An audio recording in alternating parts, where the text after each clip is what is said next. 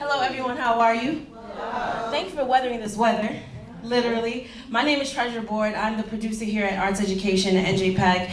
I have the honor and the privilege, and I use that word privilege a lot because I am in a place of immense gratitude with the panelists that we have and with the experience that we're about to experience. And I tell my company members all the time, whether 1 or 100, somebody's gonna feel it. So the stories that you're gonna hear tonight, the anecdotes and the amazing gems, pretend you haven't heard it before.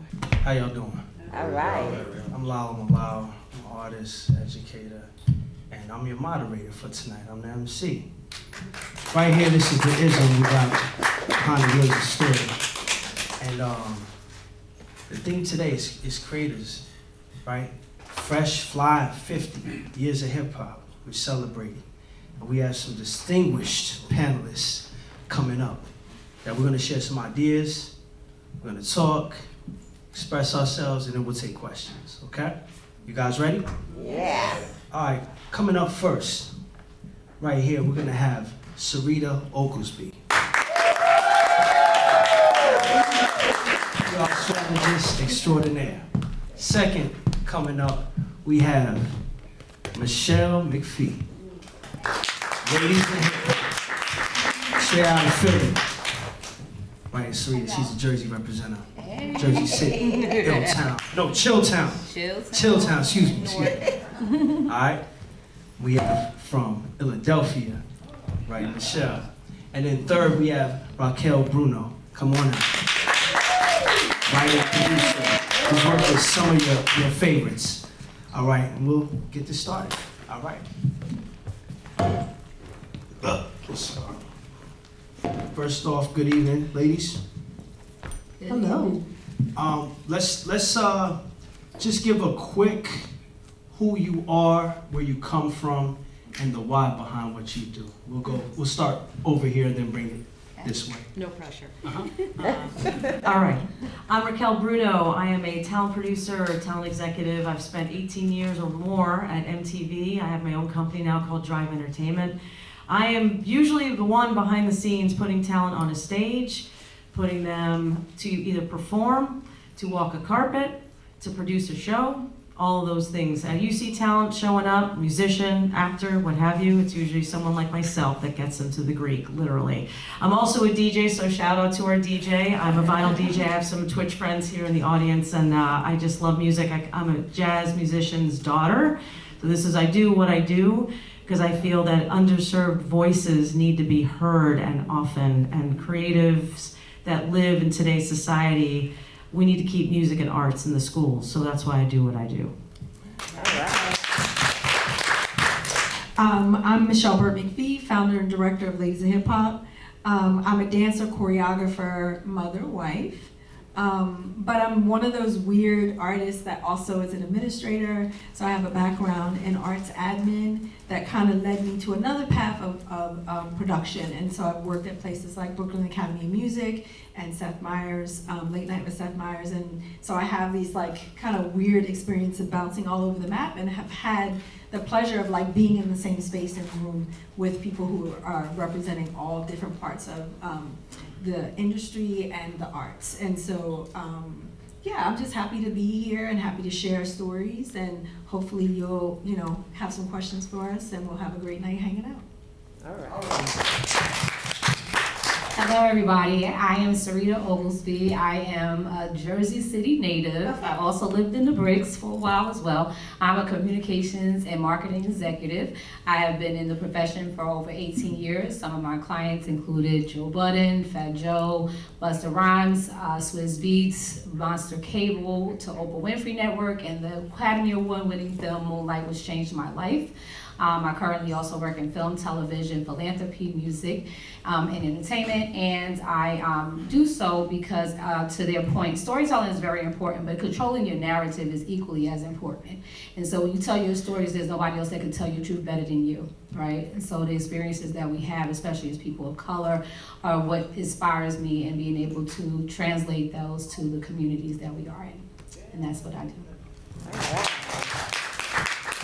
So our focus today, we're talking about hip hop, right? Hip and hop. Hip is to know, right? And hop is to move, right? How did you come into the know? and how did that affect how you move? Who's starting? All right. I started the first one. Okay. Bounce around. We're gonna bounce. Yeah, so there's a question I think came from the movie Brown Sugar that everybody knows, and then one of the things is when you first fall in love with hip hop. And I have to actually say, I think I was immersed into hip hop from the age of like 5 or 6 years old, thanks to my aunt. Shout out to my aunts right here. But no, I happened to be my next door neighbor actually was the mother-in-law to Kool and the Gang. And so the trajectory of the influence of music was very palpable from childhood. But understanding that there was just something very unique and different that hip hop brought, the music, it was a feeling, and so it wasn't just an experience, it was something that you just saw, and to see the expansion of how this one art form has transformed the entire world is why, it moves the way that it does. It just forces you, because people with little made a whole lot. Because we know that hip hop was born out of poverty, right? And so it had to give a voice to people who normally would never have the opportunity to speak their truth when it comes to politics or how social economics were affecting our communities in a very real way. And they provided such a voice that now translates again, on a bigger level politically, right? We be seeing that, you could play They Not Like Us up at the White House. The tanning of America is a very real thing, and we can get into the conversation about that, but we affect culture, right? It affects culture, so we move because we are the culture, period. I think it just was, it was brought into my life through my family, and I lived it from a very, very young age. Hip hop is 50-ish. I'm 50-ish. So I don't know a life without it. You know what I'm saying? So, but I think if the question is, when did I realize that this was going to be something that I made a career in? I think like 50. I'm not that I haven't lived my whole life doing this, but I've done so many other things to continue to do the passion. So to be a hip hop dancer was never really a thing to do full time.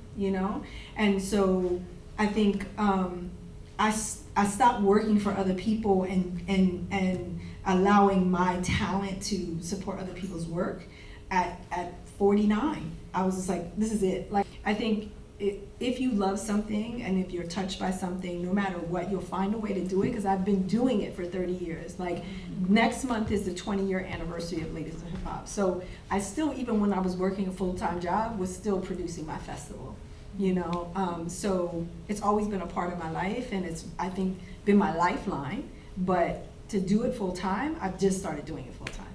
All right. So. Music and beats have always been a big part of my life. I grew up in a family that literally were jazz musicians. My uncles all played with Frank Sinatra.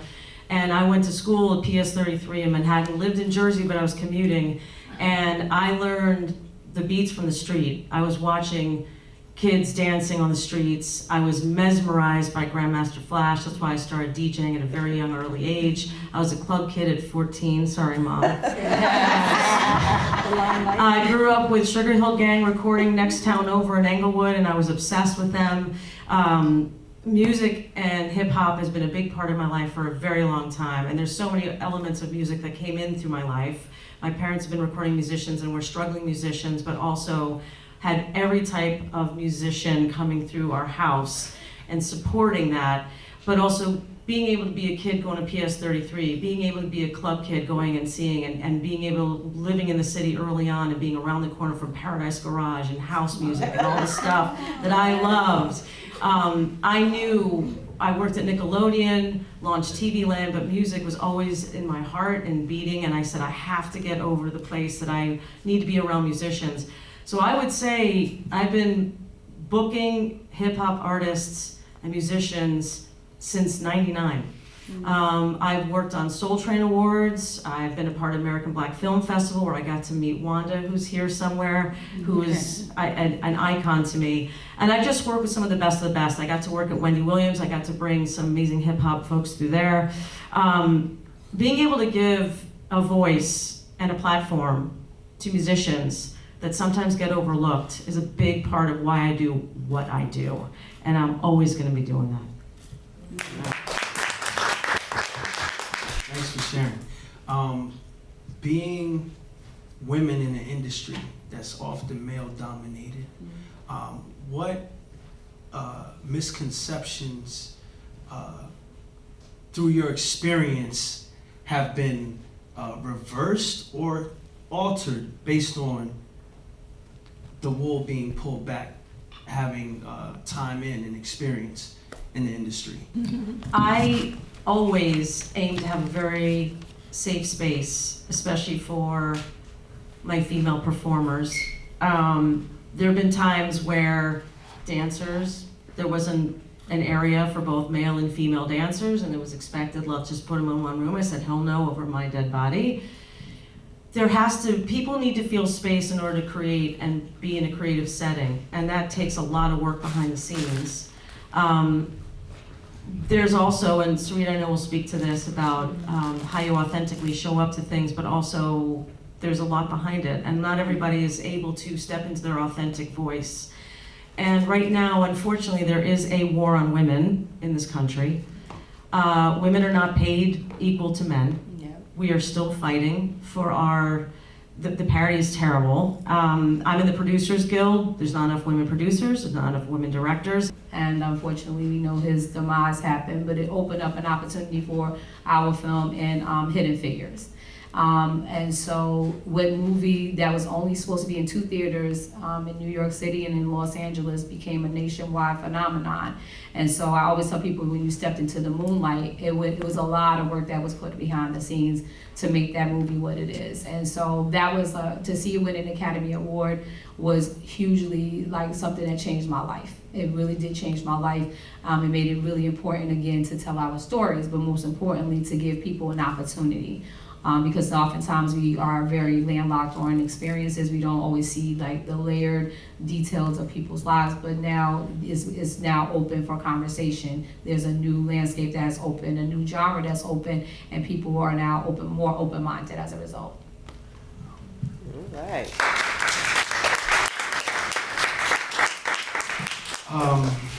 Some people say hip hop is dead, right? Or they look at the current state of what's going on. What is your opinion about that, and what glimmers of light do you see currently? Hip hop is never dead. It's never dead. It's just evolved. It's changing, right? And so there's a lane, there's an audience for everything, right? So there's an audience for Sexy Red, there's an audience for Kendrick Lamar, there's an audience for J. Cole, there's an audience for Rhapsody, there's an audience for everything. And so you can coexist in spaces. It doesn't need to look so linear. Right? Like, yes, do I love talent? Do I love lyrics? Do I love substance? Absolutely. But do I like to maybe turn up and maybe have a ratchet moment? Absolutely too. And I think that you should be able to do both. Everybody should have the opportunity to be both, because you are multifaceted. You're not just one track yourself. So you do have to have music that reflects that. So I'm here for all of it. I think it's great. I think that there's opportunity, and I love the fact that, again, that our older artists are also still having an opportunity to perform. Last year, it was great to see people finally get their money's worth for the work that they had done and laid the foundation for the artists that are currently here, right? So they went unsung for years, but they are now equally as relevant. I've seen Big Daddy Kane as much as I've seen everybody else on the same sector. So I think that that's important to know, that there's room for everybody. It's just a matter of opportunity. I agree.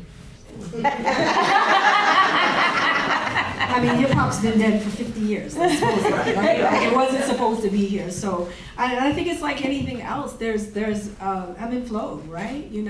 But I think whatever you're looking for is out there if you dig deep enough. If you only go surface of what you're fed, then I think maybe it could seem a little stagnant. But there's so many amazing artists, so many amazing collaborations going on, and I think I have a love-hate with social media, and I'm gonna tell you why.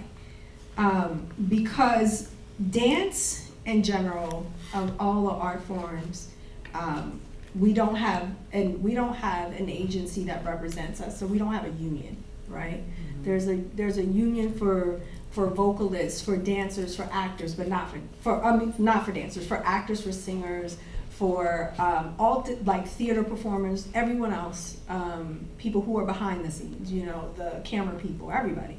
But there's no union for dancers, and so we get taken advantage of a lot.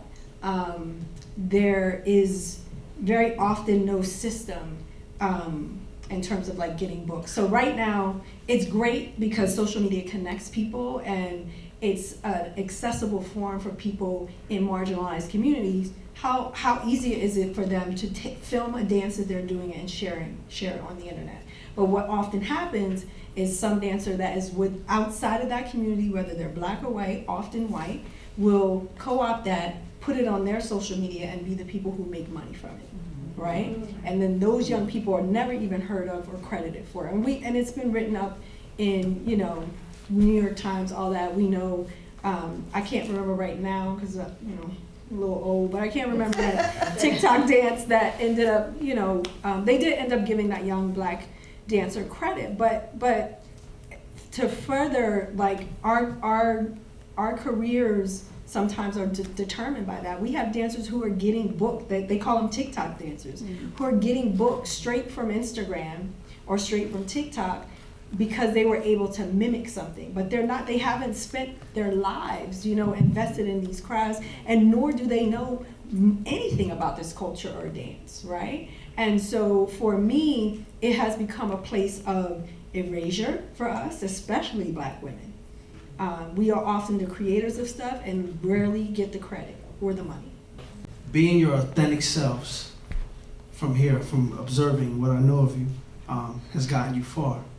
Have you had to code switch? And how did you come to this point where you can show up as yourself?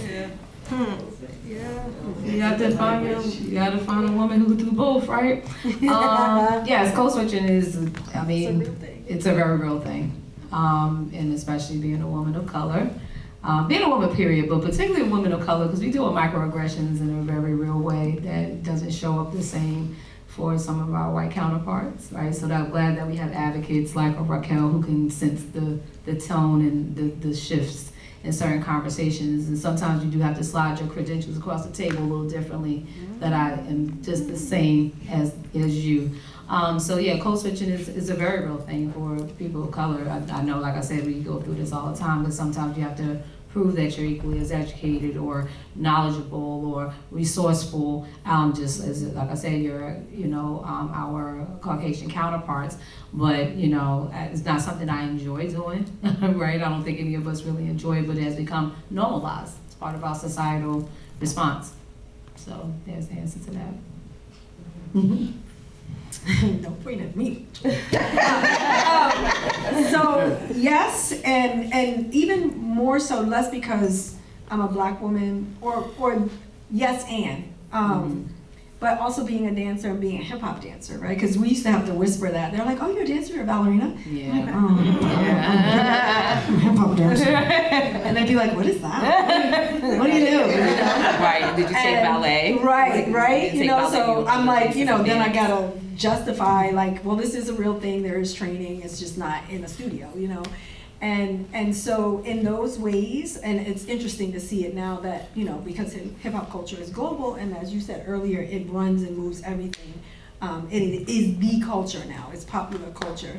In every way, shape, or form. So it's, you know, people are like, I'm a hip hop dancer, and they're still a ballerina, so whatever. But so that in those spaces, and I say that because people assume because I'm a hip hop dancer and I didn't go to school for dance, that I didn't go to school. And then I have to say, oh no, honey, I have my master's in this and that and whatever, you know? And so yes, in those ways, I always have to prove myself.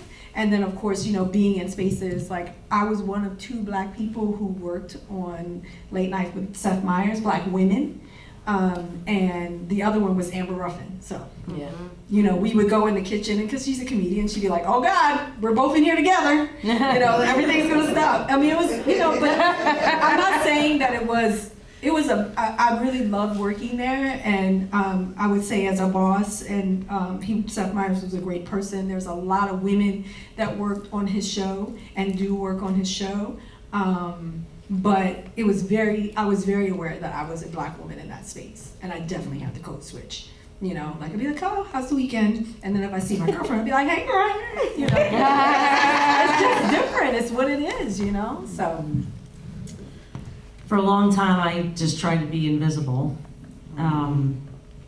because I've been privileged to be in spaces that there aren't a lot of me in, as a woman and as a white woman, and I've been really honored and privileged. But there have been times where people look at me side-eyed, going, "What are you doing, and what are your credentials?" In fact, I'm on a show right now where I had to prove again, after 30 years of doing this, what I do. And it's real hard because you have to have an iron stomach, you have to have an open heart, but you also have to be a fierce lion and protect those around you on a space. Being that hip hop is like a worldwide culture, right? Something that we began over here and it's just kind of permeated throughout the world. Does hip hop have a responsibility to the outside world? hip hop is about revolution. It always has been. Yeah. So you're gonna see it pop up globally in these spaces where people need to be heard and have things to say. And so I don't know that we have any more responsibility than any other communities. Yeah. Right. I think personally we have been carrying the world for quite a long time, through our, you know, healing, through our music, our dance, our culture. You know, so I think if anything, people owe us stuff. You know, so that's really how I feel. And that's it. I'm shut. Reparations. Hip hop reparations. Yeah. What's your message to the next generation? Don't forget those who came before you. I love the young folk, but I'm gonna tell y'all something. Have your voice, fight. We have empowered them, but they fighting everybody. No, don't fight me.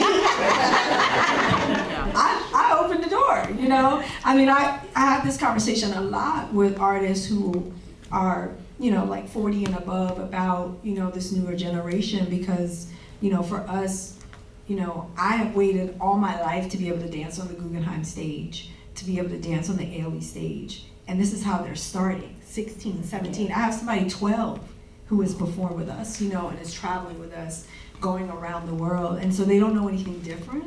So I think, you know, make sure that you are carrying those and giving voice to those that laid the groundwork, because we cannot be guilty of erasing our own history. You know, I think we have this idea sometimes that what is old is not good, you know, and we need to hold on to what came before, innovate, do new things. You're supposed to be 1,000 times better than me. You know, I want you to be better than me. But don't try to erase me so that you have a space. And that's like some of the challenges that I'm having, you know, like the work that I've been doing for 30 years to get here.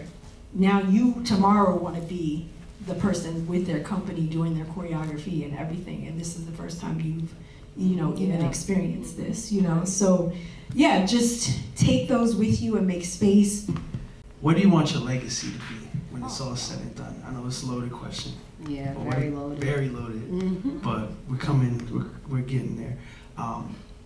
What do you want your legacy to be when it's all said and done? Your fingerprint that you've added to the timeline of human history. They're looking at me. I think it's your turn to start. It's my turn to start.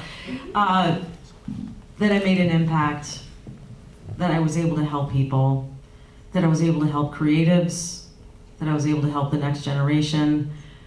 Most importantly, that I made a better planet for my kids and their generation.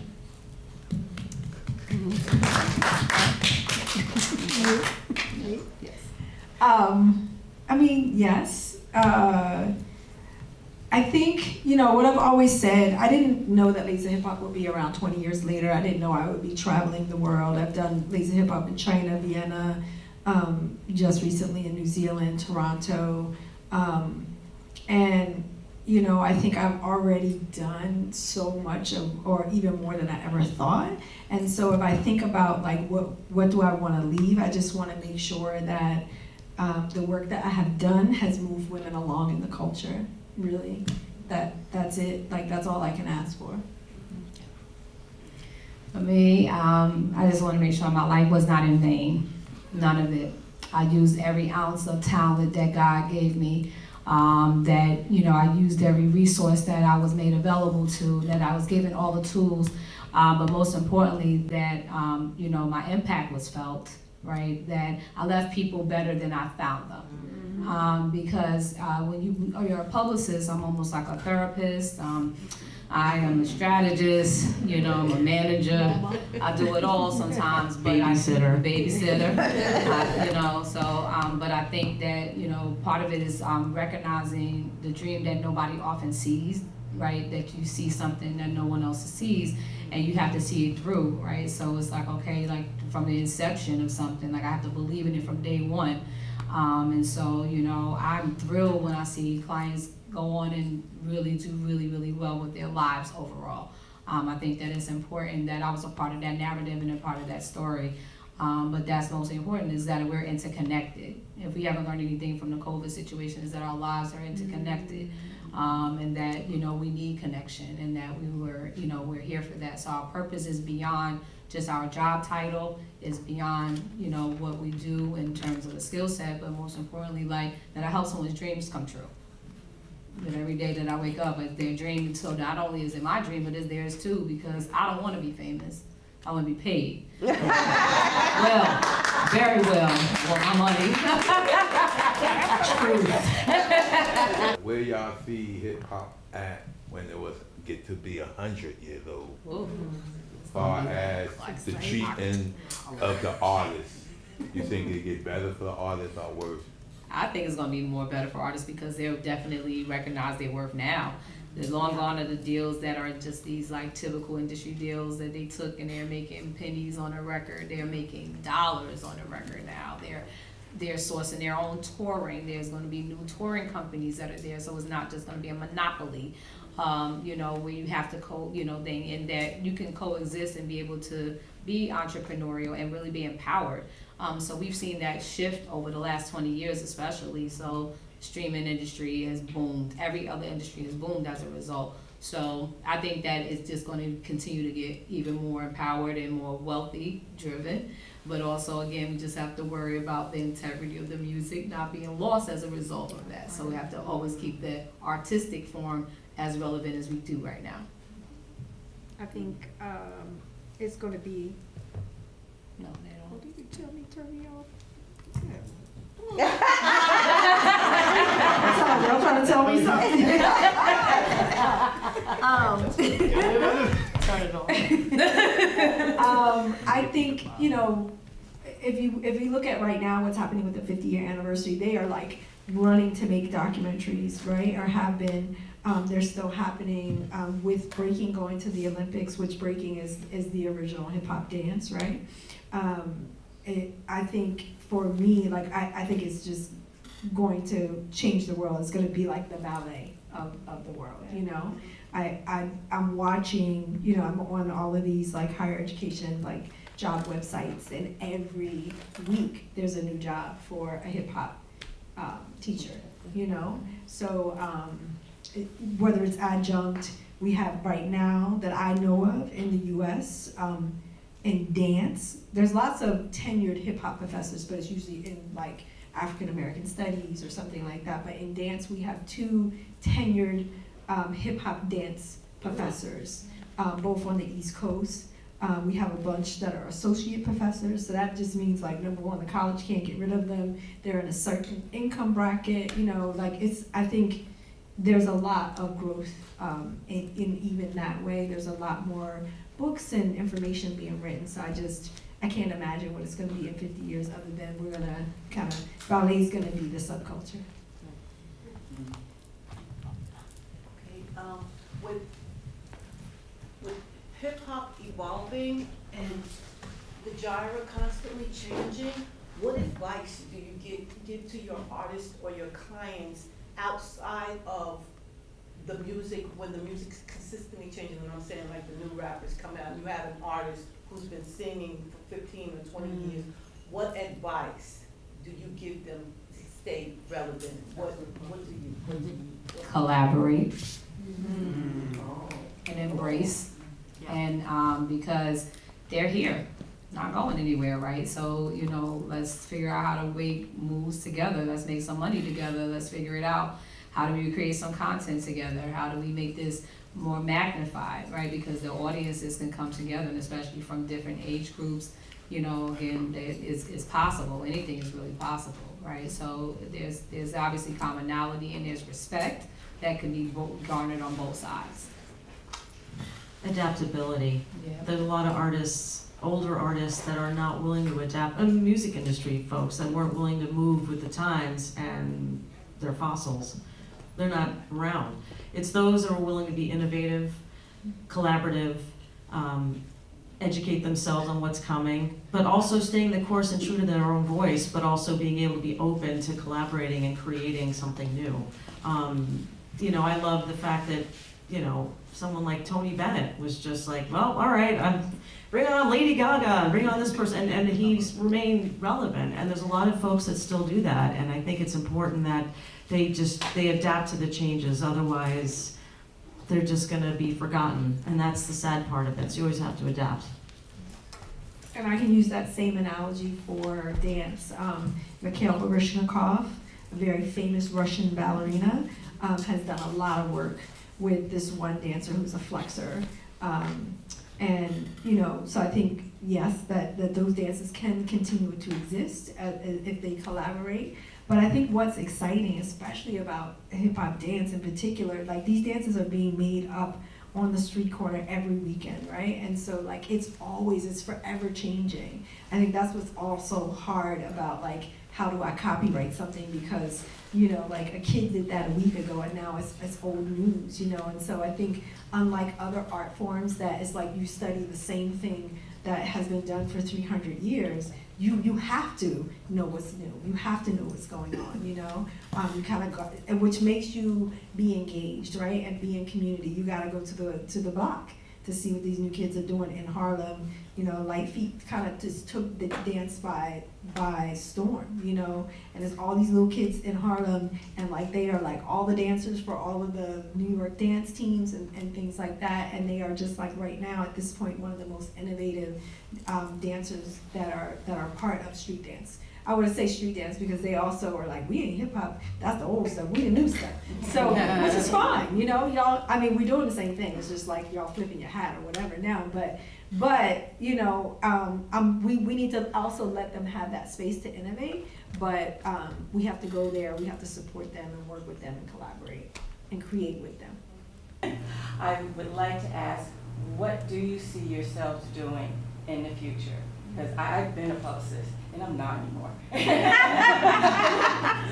I can understand, like, you're a dancer and you love it, but the brain is here and the body's someplace else, right? And I know the people you deal with. So, No I comment. just wonder, what do you see for yourselves as you know, take this journey that you're on into the next phase? I'll take this first. I have a healer that I see, because when you are in this business, you need a lot of healing. And he said, you know, it's time for you to get off the battlefield and become the general. And our industry's really taken a lot of hits in the last couple of years between COVID, and especially when you're in live production. You know, I was on American Idol, we were the first to go virtual. It was a lot. And then we had the strikes, and now everything's kind of caught up with itself, and it's, because I have the 2.5 and a 6, I'm never retiring. So what is sustainable? And I think what I've always, my parents, as I mentioned, were musicians and teachers. I love teaching, I love mentoring. So I'm moving more into teaching and coaching and helping those get ready for the world so that they can be the best versions of themselves. So I think I'll still be producing documentaries and doing what I do, but I think being able to help and be of service, I think is really where I want to be. I kind of said a little bit earlier, I've applied for a few doctoral programs, so for me, I hope to get accepted. And my research is going to be in women, or about women in street dance, in particular Black women, and all the things, the erasure, the contributions, and that work I hope contributes to the field, you know, because there isn't a lot of information out there on that. And I hope that the work that I've done over the last 20, 30 years, and I'm counting, you know, it's 20 years of Lazy Hip Hop, but I'm counting my companies and stuff and work before that.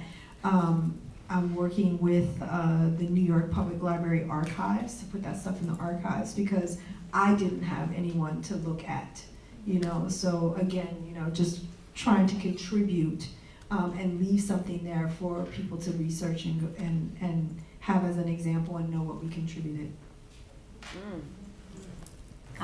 So as for me, I think I'm not sure if I want to like expand into management, but that's what's been on my mind very heavy because I have a lot of experience and I also have a lot of insight and also just a different vision because I think that I can offer more. And then I thought about recently going to law school. Because I should have probably been a lawyer to start with. My clients always somehow end up in trouble. And so I should have been capitalized off of this a long time ago. But no, There's still time. It is still time, but no, you know, just kind of having the Olivia Pope kind of energy, yes. Right, is that she has a law degree. And so, you know, being able to tell my clients exactly how to maneuver certain situations and being able to give them real-time guidance would be very beneficial. So those are some things that I'm strongly considering. Yay.